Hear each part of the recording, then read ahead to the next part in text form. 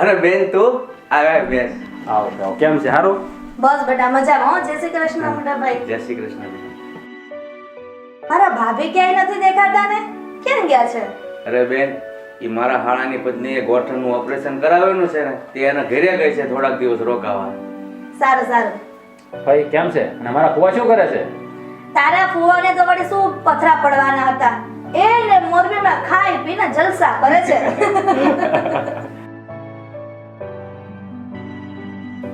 બેટા તારી જોબ કેમ ચાલે છે? એકદમ ફર્સ્ટ ક્લાસ ભાઈ હો. આ તમારા બધાના આશીર્વાદ છે. બેન તું ઘણા સમય પછી આવી છો ને, તો હમણાં 2-4 દી રોકાજે.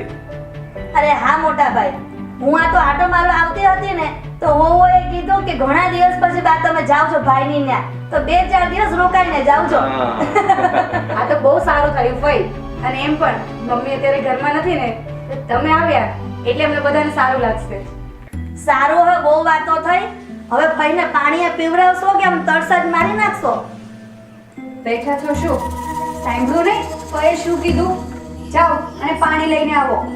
હા લાવું.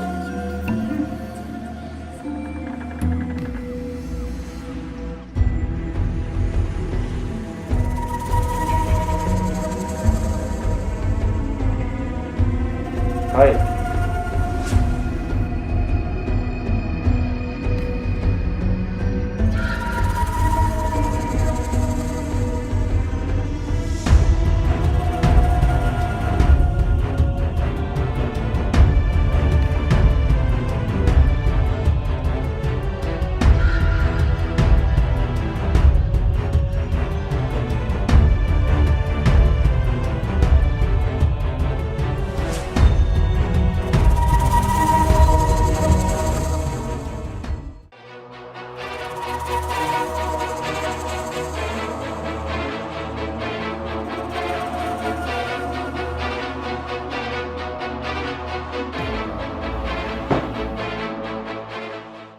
શું થયું?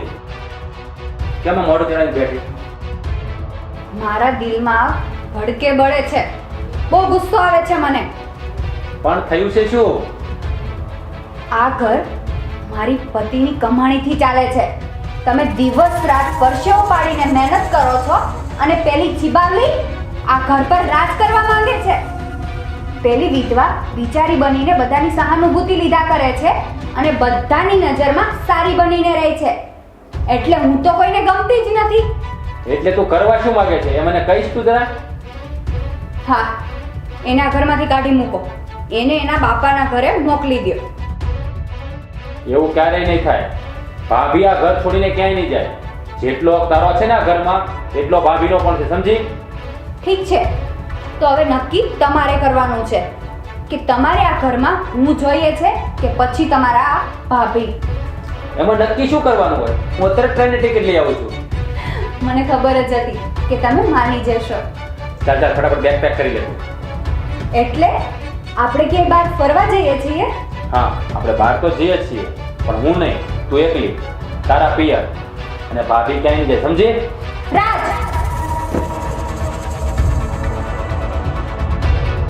તું નહીં સુધરે, ક્યારેય નહીં સુધરે.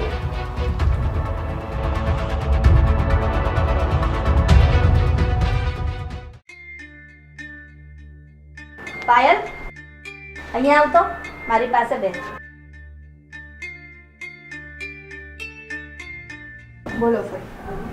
હું શું કહું છું કે હું રૂમમાં જાઉં ને તો મારી સાથે તું આવજે. હું તારા માટે એકદમ મસ્ત સાડી લાવી છું. પણ બેટા રંજનને બતાવતી નહીં હો. કેમ ભાઈ? હું એના માટે સાડી નથી લાવી, હું ફક્ત તારા માટે જ લાવી છું.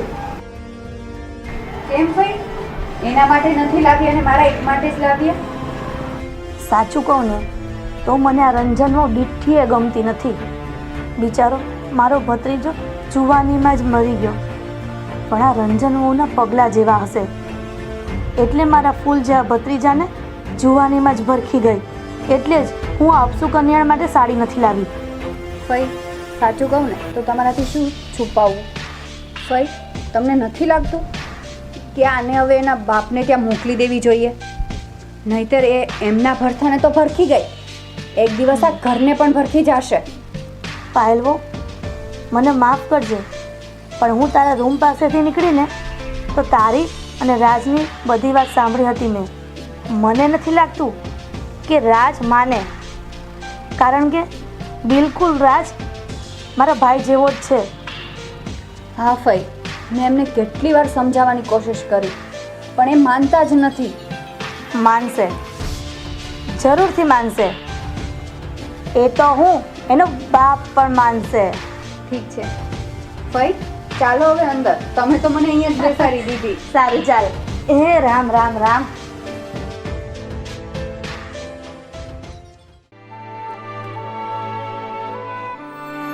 પપ્પા, ભાઈ, ચાલો જમવા બેસી જાઓ. અરે બેટા, રાજને આવવા દે ને, પછી બધા સાથે જમીએ. તમારી ટેવ હજુ નથી ગઈ મોટા ભાઈ. શું તમે તમારા દીકરા વગર કોળિયો ગળે નહીં ઉતરે? અરે ગાંધી, દીકરા વગર કોળિયો કેમ ગળે ઉતરે? અને તને તો ખબર જ છે ને કે એક દીકરો મારો ભગવાને છીનવી લીધો છે, અને હવે તો બસ રાજ મારી પાસે છે, અને મારા માટે તો હવે રાજ જ સર્વસ્વ છે. લો, આ રાજભાઈ પણ આવી ગયા. અરે બેટા, આ જમવાના ટાણે ક્યાં બહાર ગયો તો? અરે પપ્પા, બહાર થોડું કામ હતું ને એટલે ગયો હતો. રાજ, ચાલ હવે તું જમવા બેસી જા, નહીં તો તારા પપ્પાને તારા વગર કોળિયો ગળે નહીં ઉતરે. અરે ભાઈ, મારા પપ્પાને મારા પપ્પા કેમ ગયો ઉતરે? ના પપ્પા. રાજ, હજુ પણ એક જ થાળીમાં તારા પપ્પા સાથે બેસીને જમે છે? તારા વહુને આવ્યા પછી પણ? હા ભાઈ, રાજભાઈ જ્યાં સુધી પપ્પાની થાળીમાંથી એક કોળિયો ખાઈ ના લે ને ત્યાં સુધી પપ્પા જમવાનું ચાલુ ના કરે. મેં તને પૂછ્યું, બળબડ ના કર. મેં રાજને પૂછ્યું છે ને, તું શું કામ વચ્ચે બોલે છે? સોરી ભાઈ. ભાઈ, તમે ભાભીને ખીજાવ છો, એના કરતા તમારી નાની વોને ખીજાતા હતા થોડું. કેમ? એને પૂછી જુઓ ને, ભાભીને ક્યારે રસોડામાં કે ઘરકામમાં મદદ કરી છે એને? શું કહ્યું તમે? ના ના, મેં કાંઈ નથી કહ્યું. હું થોડો કાંઈ તમારી સામે બોલી શકું. હું બધું જ સમજુ છું કે તમે શું કહેવા માંગો છો એ, પણ સાંભળી લેજો. હું ભાભીને કાંઈ મદદ નથી કરાવવાની કે નથી આ ઘરનું કાંઈ કામ અડવાની. બસ. વો બેટા, જાવા દે ને આ બધી વાત. રંજન તો છે ને. સારું, ચાલો બધા હાથમાં ધોઈ લો ને જમવા બેસી જાઓ.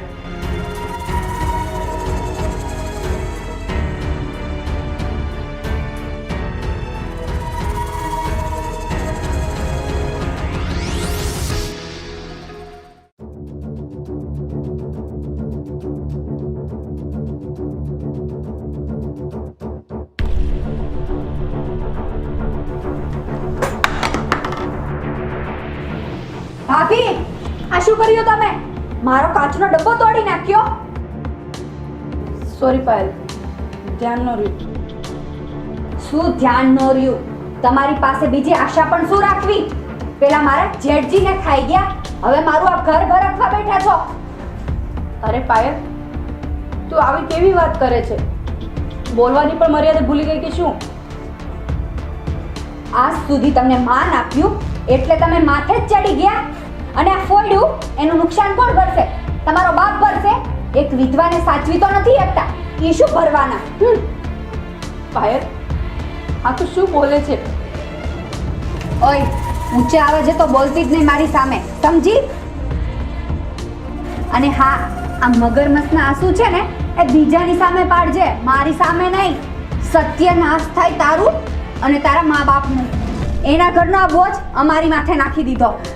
પાયલ, બસ કર. થોડું મોઢું સંભાળીને તો વાત કર. મારા મા બાપે મારા માટે બધું કર્યું છે.